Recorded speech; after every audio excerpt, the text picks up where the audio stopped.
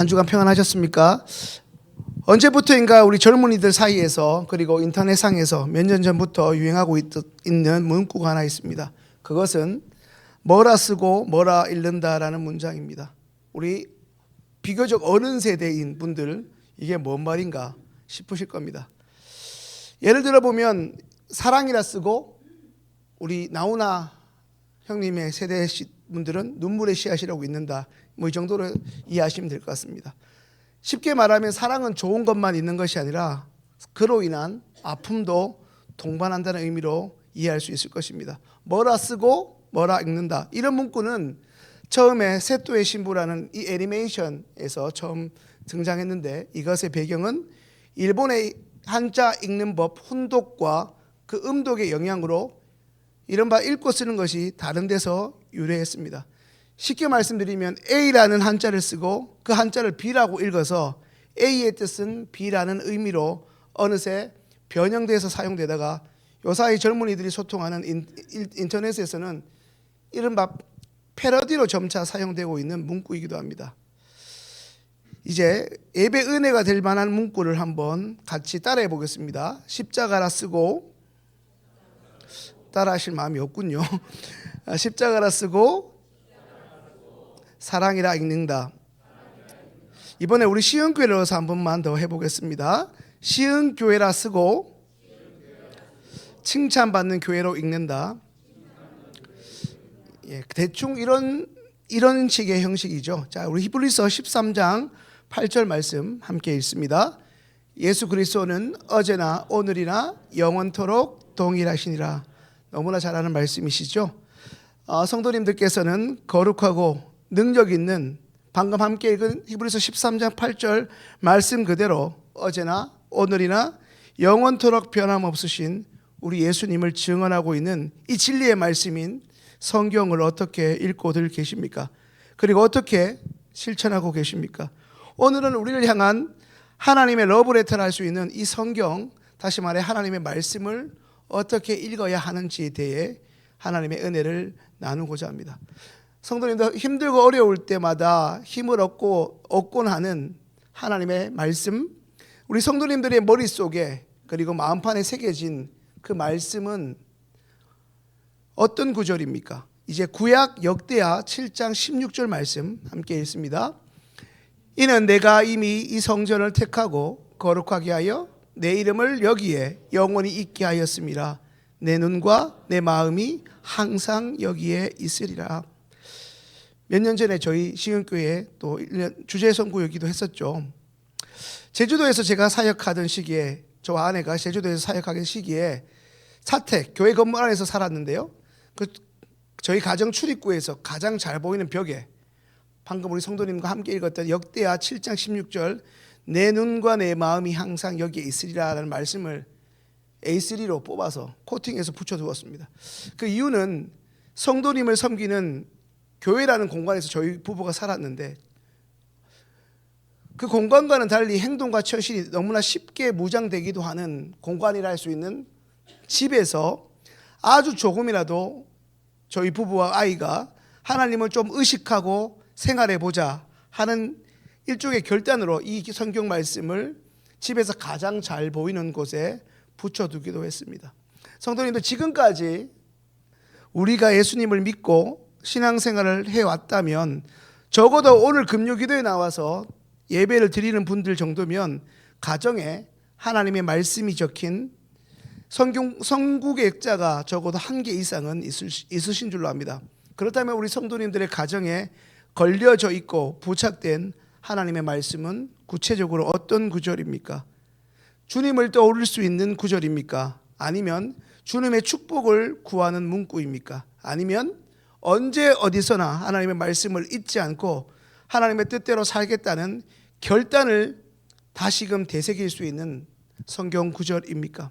오늘 말씀을 준비하면서 20대 초반 정확히 풋풋한 20살 그러니까 예천년이 가고 새로운 천년이 온다고 온 세상이 밀레니엄 떠들서 가던 정확하게 21세기 첫해 2000년에 읽어서 지금까지도 제 마음속에 감동으로 전해져 오고 있는 책 한 권이 생각이 났습니다. 오늘 2025년이니까 25년이 지난 지금도 여전히 그 책 제목, 책꽂이에 꽂힌 그 책만 보아도 여전히 제 가슴 속에 은혜의 파장이 남아있는 책의 제목은 제자입니까? 라는 제목입니다. 신대원에서 가장 감명 깊게 읽은 책이 뭡니까? 신대원 입시 때도 어김없이 이 책을 제가 이야기하곤 했었는데, 이 책의 저자는 후안 카를로스 오르티즈라는 아르헨티나 목사님입니다. 그 책을 읽게 된 사연은 사실 그렇게 아름답지가 않은데요, 당시 저는 청년부에 소속되어 있던 학생이었습니다. 오늘도 청년회장이 오셨는데요, 청년부 우리 지도 목사님의 강력 추천을 넘어 숙제 안 하면 벌금을 내야 되기 때문에 독후감 숙제, 일종의 의무감으로 읽기 시작했습니다. 지금 생각해보면 그 책에는 정말 주옥 같은 내용이 너무 많이 있었지만 지금까지도 기억나는 내용 크게 세 가지입니다. 하나는 내가 복음서, 두 번째는 자라지 않는 아이, 그리고 마지막 하나는 회원이냐 제자이냐라는 챕터입니다. 그 책의 첫 장인 내가 복음서라는 부분이 있는데, 오늘 말씀을 준비하면서 계속 제 내리에 오랫동안 맴돌았습니다. 그 책에서 말하고 있는 내가 복음서는 이런 것입니다. 성경에는 우리가 잘 알고 있는 대로 마태, 마가, 누가, 요한 사복음서가 있는데, 우리는 언제부터인가 예수님의 생애와 가르침이라는 은혜를 말씀 속에서, 삶 속에서 따르는 것이 아니라 또 다른 복음서, 소위 다섯 번째 복음서, 제5복음서인 우리 이 저자의 표현으로 하자면 이른바 내가 복음서에 심취되어 있다는 것입니다. 이 말은 우리 그리스도인들이 신앙생활을 해오면서 말씀을 전체적으로 읽고 균형 잡힌 시각에서 읽기보다 그 말씀의 은혜를 깨닫고 실천하기보다는 그저 내게 힘이 되는 구절, 우리 가정에 도움이 되고 축복을 주는 성경 구절로 새롭게 이른바 재편집해서 그 구절만 반복적으로 묵상하고 그 구절을 선포하고 그 구절만 적용하여 삶을 살아간다는 내용을 그 책에서 집중적으로 다루고 있습니다. 이 부분을 쉽게 설명드리면 이 제5복음사를 할 수 있는 내가 복음의 주인공은 예수 그리스도가 아니라 바로 그 성경을 읽고 있는 바로 자기 자신이라는 이야기입니다. 유명한 찬양의 가사처럼 나의 만족과 유익을 위해 이 성경을 읽고 오늘도 신앙생활을 해 가더라는 의미입니다. 이것은 주님이 부르시는 그날까지 이 땅을 살아가는 동안 평생 믿음의 길을 걷는 우리에게 일종의 독보석과 같습니다. 이러한 성경 읽기와 신앙생활은 결코 바람직하지 않습니다. 성도님들, 다시 한번 여쭙습니다. 하나님의 말씀을 어떻게 읽고 계십니까? 지금까지 어떻게 읽어오셨습니까? 내가 복음으로 나의 구미와 취향대로 자의적으로 성경을 소위 편향적으로 읽어오지 않으셨습니까? 정말 성경에서 의도하는 바는 A인데 나는 철저하게 B로 읽으며 그것을 잘못 해석하고 있지 않습니까? 그동안 우리 주님의 말씀을 나의 생각과 나의 신앙을 정당화하는데 인용하고 사용하지는 않았습니까? 오늘 함께 읽은 하나님의 말씀은 이미 우리가 너무나 잘 아는 선한 사마리아인의 비유에 관한 이야기입니다. 이제 오늘 본문 26절 함께 읽습니다. 예수께서 이르시되 율법에 무엇이라 기록되었으며 내가 어떻게 읽느냐. 우리 빨간색만 한번 읽어 보실까요? 내가 어떻게 읽느냐. 오늘 본문 26절 말씀, 애초에 제가 어떤 이웃입니까? 우리에게 익숙한 그 워딩으로 제목을 삼았다가 우리 주위 사람들에게 어떤 이웃으로 살고 있는지에 대한 관점으로 오늘 본문의 말씀을 통상적으로 저도 준비했다가 말씀을 재차 반복적으로 묵상하던 중에 오늘 말씀 26절 말씀처럼 그럼 너는 어떻게 읽느냐 라는 구절에서 성도들 앞에서 말씀을 전해야 하는 너는 이 말씀을 어떻게 읽느냐라고 거듭 물으시는 것만 같은 성령님의 음성에 적지 않은 충격을 받고 하나님의 말씀을 대하는 우리의 마음가짐과 말씀에 대한 태도를 다루는 쪽으로 제목과 방향을 바꾸게 되었습니다. 오늘 본문을 보면 예수님께 질문을 하는 어떤 한 사람이 언급되어 있는 것을 보게 되는데요, 그 사람은 바로 율법 교사입니다. 잘 아시는 것처럼 당시 율법 교사를 하면 이른바 성경 박사라고 할 수 있습니다. 웬만한 성경은 줄줄 다 외우고 있을 뿐 아니라 막힘없이 성경 해석이 가능하고, 무엇보다 그는 많은 사람들에게 이 말씀을 가르치는 사람이었습니다. 어찌 보면 그 당시 사회에서 남들이 존경하고 부러워할 만한 위치에 있는 사람이었지만, 그런 그가 이 영생의 문제, 구원의 문제로 인한 인생의 불안함을 느꼈을까요? 아니면 오늘 본문에 언급된다면 예수님을 시험해서 예수님을 곤란하게 하는 것이 목적이었을까요? 주님께 어떻게 하면 영생을 얻을 수 있을지를 가지고 예수님께 나와 질문합니다. 그러자 우리 주님은 성경 박사에게 역시나 늘 그러하셨던 것처럼 생각지도 못했던, 그가 생각하지도 못한 허를 찌르는 대답, 다시 말해 이 돌직구를 그에게 한 대 날리시죠. 율법에는 뭐라고 적혀 있으며 나에게 묻는 너는 그것을 어떻게 읽고 있는지를 물으십니다. 이 말씀은 사람은 자신이 보고 싶은 것만 보고 듣고 싶은 것만 듣는다는 것입니다. 이것을 인지심리학에서는 선택적 인지 혹은 치사적 선택이라고 합니다. 예를 들어 보면 며칠 전에 두 사람이 같은 공간에서 이야기를 나누었는데, 그 이야기를 나눈 사람이 제3자 또 다른 사람에게 그 당시의 상황을 말로 옮기게 되었을 경우, 분명 한 사람은 내가 그런 말을 한 적이 없다고 말하고, 또 다른 한 사람은 분명 내가 그 말을 들었다고 하는 경우가 이런 경우이죠. 사람은 자기가 듣고 싶은 것만 듣고 보고 싶은 것만 보려는 경향이 있습니다. 한마디로 사람은 누구랑 대화를 했을 때에도 다른 건 다 빼버리고 자신이 기억하고 싶은 것만 선택적으로 기억하고 한다는 것입니다. 너는 성경을 어떻게 읽느냐?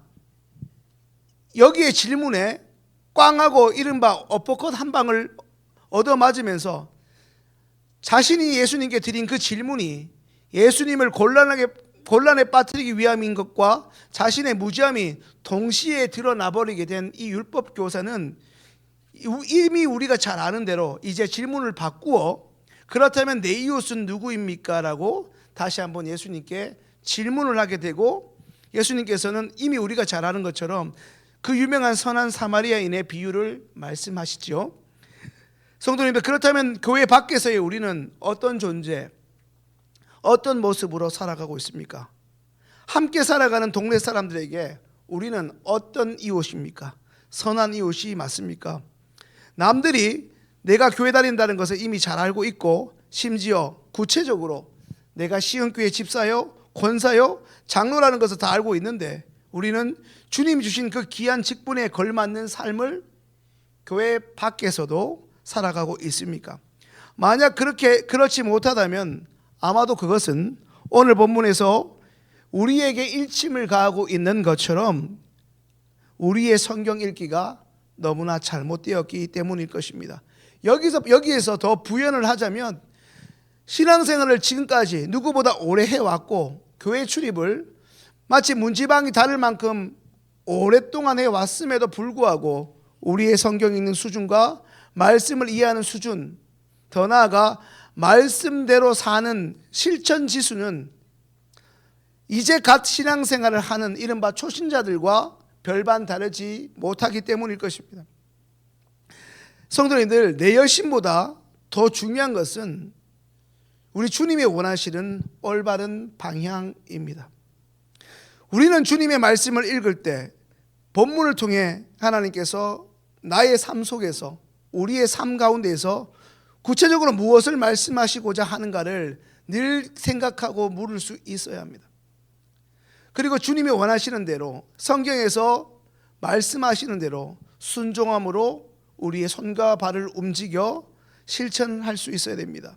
율법 교사처럼 기어이 자신을 옳게 보이려거나 자신의 옳다는 것을 증명해내려는 시도, 즉 자신을 과시하는 목적으로 말씀을 읽거나 연구하는 것은 결코 그 말씀을 우리에게 선물로 주신 하나님이 기뻐하시는 일이 아닙니다. 특별히 누구보다 말씀을 사모하시는 오늘 이 자리에 나오신 우리 성도님들, 이제 우리의 말씀을 대하는 태도가 적어도 나 중심에서 하나님 중심으로, 하나님께서 왜 이 시점에 이 본문의 말씀을 통해 내게 그리고 우리 가정에 말씀하시는가, 그것을 보고 익힐 수 있기를, 이해할 수 있기를 소망합니다. 앞으로 말씀을 대하고 또한 읽으실 때 참 스승 되신 성령님께 늘 기도하심으로 나의 지적 만족으로 끝나는 성경 읽기나 큐티 생활이 아닌 원저자이신 주님의 뜻을 발견하여 나의 속사람이 달라질 뿐 아니라 그 증거로 주님이 원하시는 구체적인 현장에서의 즉각적인 순종, 행동으로 옮겨진 나의 변화를 통해 이제 내 주변의 사람들에게도 하나님을 알고 싶어하는, 예수님을 믿고 싶어하는 우리로 인한 그들의 변화로, 또한 그들에게 그러한 열망이 생겨날 수 있기를 소망합니다. 이제 나의 의지가 이끄는 축복을 근거로 한 신앙생활이 아닌 하나님이 이 성경 말씀을 통해 다시 한번 말씀하시는 것을 깨닫고 듣고, 그로 인해 그 말씀이 우리의 일상의 삶 가운데 우리를 구체적으로 이끄시는 벅차고 감격적인 살아있는 삶의 예배로서의 말씀 읽기가 오늘부터 다시금 놀랍게 시작될 수 있기를 간절히 축원합니다. 이제 주신 말씀을 생각하면서 우리 한번 기도하겠는데요.